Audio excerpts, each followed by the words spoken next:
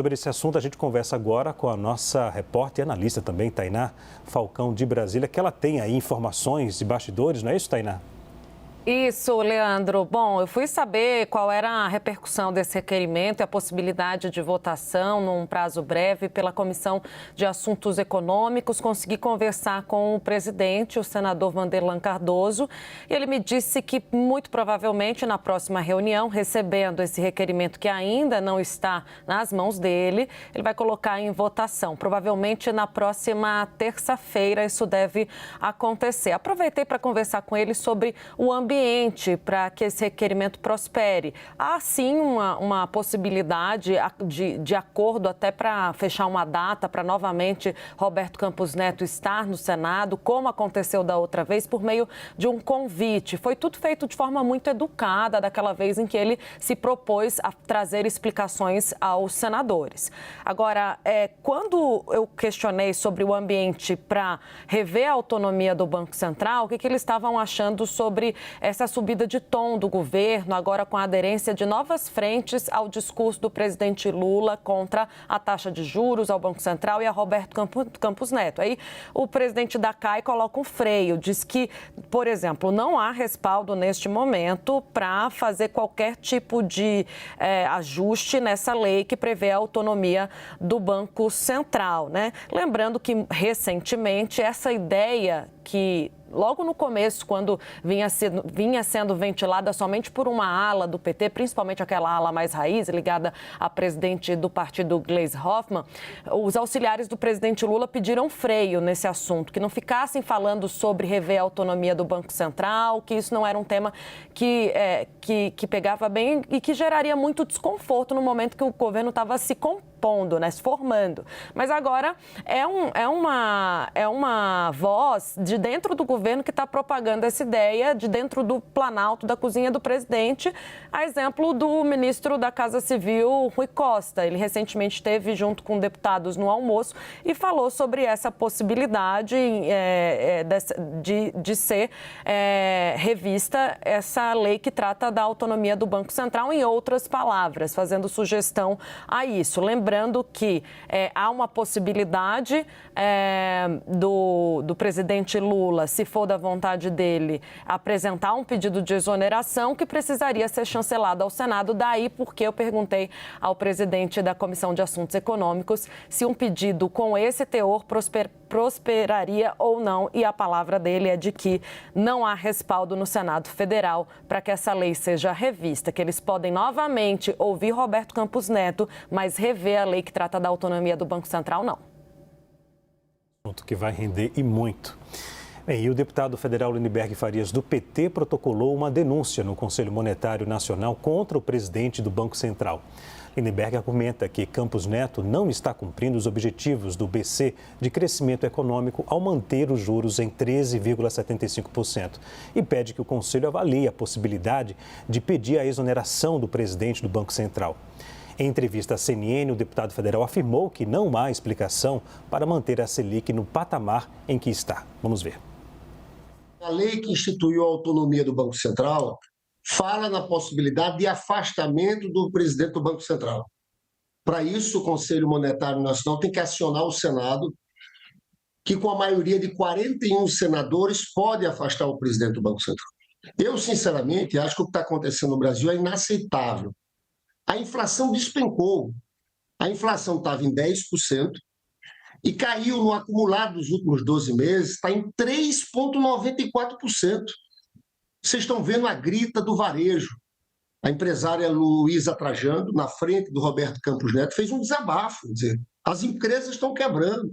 Agora o presidente da Fiesp também fez uma nota dura, a Confederação Nacional da Indústria. Então, é injustificável. Por que motivo o Brasil, com a inflação de 3,94%, tem a maior taxa de juros do mundo? 13,75%, mais de 8% de juros reais. Para você ter uma ideia, o segundo país que mais tem taxa de juros é o México, com 4%.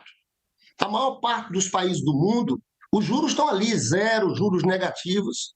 Então, é inaceitável. Eu, sinceramente, parece uma política de sabotagem do presidente do Banco Central contra a economia do país e contra o próprio presidente Lula. O presidente está reclamando porque claramente não tem como a economia crescer com a taxa de juros dessa.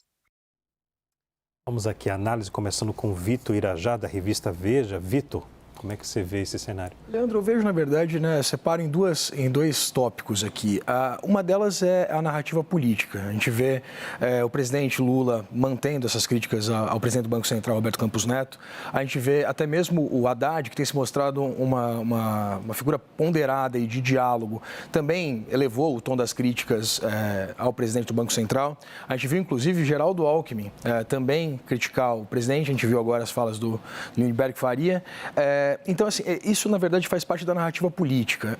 Agora, tudo isso se baseia exatamente na última decisão do Banco Central de manter a taxa Selic em 3,75, o que era uma coisa que já estava precificada, inclusive, pelo mercado.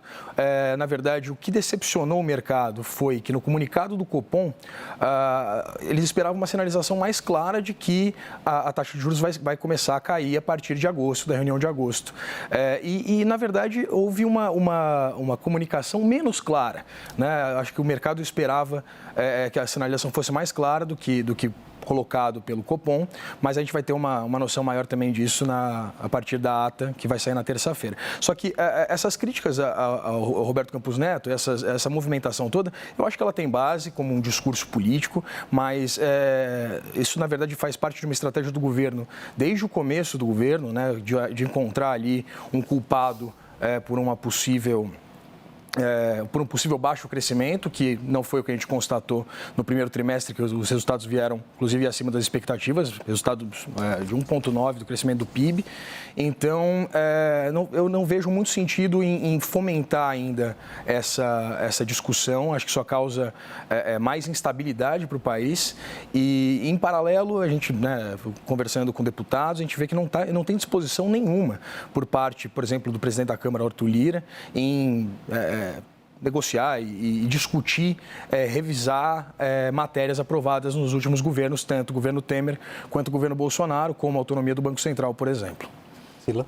A gente está aprendendo, na verdade, a lidar com essa questão da autonomia do Banco Central. O Banco Central ele é autônomo em todos os países e para nós é uma coisa nova. E como o presidente é eleito num governo anterior ao que vem, como foi o caso, como não teve uma reeleição, o presidente atual tem que conviver. Eu me lembro do presidente Lula falando na campanha que ele não teria nenhum problema com isso, porque ele tinha convivido com o Henrique Meirelles, que era um presidente, não tinha autonomia, mas era como se tivesse. Aí o presidente Lula, e eu vou concordar com o colega, de que ele começou já atacando todos os bancos inicialmente, depois ele fechou no Banco Central, só que agora tem uma questão de comunicação do Roberto Campos Neto, que também está ficando isolado, independente da questão técnica e do comunicado ser o que estava sendo esperado, e aí tem que, de fato, esperar a ata, ele está se isolando, inclusive, com relação ao mercado financeiro, que está preocupado com como ele está se comunicando e se posicionando, exatamente pela preocupação de que isso possa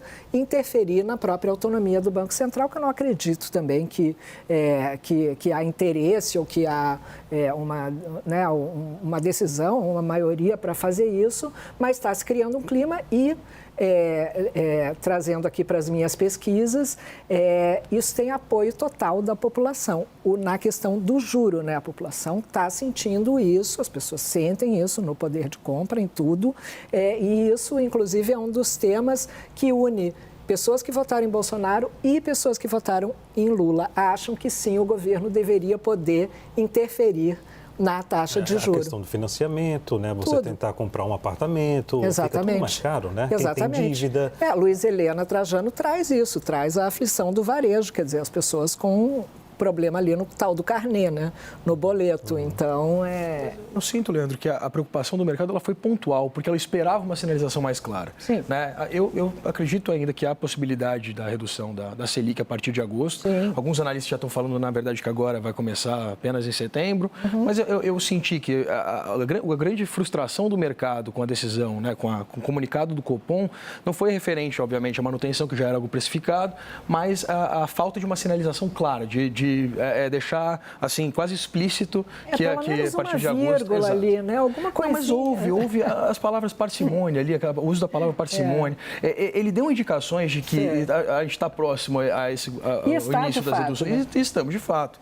Né? Agora, a taxa de juros alta, ela realmente impede o crescimento do país. Isso é fato, né? Impede o crescimento de qualquer país. Mas tem a questão da responsabilidade fiscal também. O que eu penso é o seguinte, o presidente do Banco Central, Roberto Campos Neto, está ajudando o governo Lula. Ao ser austero, ele está ajudando.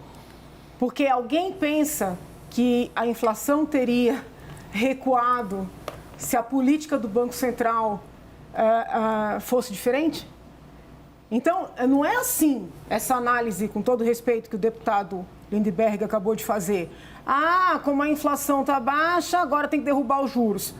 Pelo fato do presidente do Banco Central ter sido austero, é que nós estamos conseguindo derrubar a inflação. É outro raciocínio. É um quadro técnico, né, que vem trabalhando de forma técnica e, de novo, essa esquerda não está percebendo que, ao demonizar um quadro técnico, está fazendo com que esse homem seja conhecido no país, porque não era, muito embora seja neto de um grande pensador, um político, um grande economista, não era uma figura conhecida, passou a ser uma figura conhecida e, a bem da verdade, hoje é a pessoa que é vista como maior opositora, sem fazer oposição, porque ele não está fazendo oposição, mas a esquerda está colocando esse homem como o grande opositor ao presidente Lula. E a direita carece de um quadro. Imagine a importância de um quadro político que já tem a formação econômica. O grande desafio de todo candidato à presidência da República é encontrar um bom ministro da Fazenda, não é? É dar segurança para o âmbito econômico, mercado financeiro e assim por diante. Imagine conciliar num único quadro o candidato e o pilar da economia. Eles não estão percebendo o que eles estão fazendo. O rapaz pode se transformar num potencial candidato e forte candidato para 26.